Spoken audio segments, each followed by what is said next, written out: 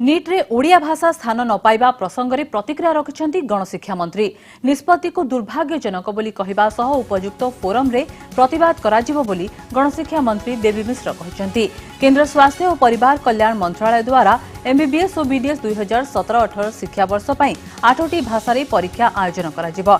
इंग्राजी और हिंदी व्यतीत गुजराती, मराठी, बंगला, अहमिया, तेलुगु और तमिल भाषा रे सर्वभारतीय जातीय दक्षता परीक्षा आयोजित हेबो।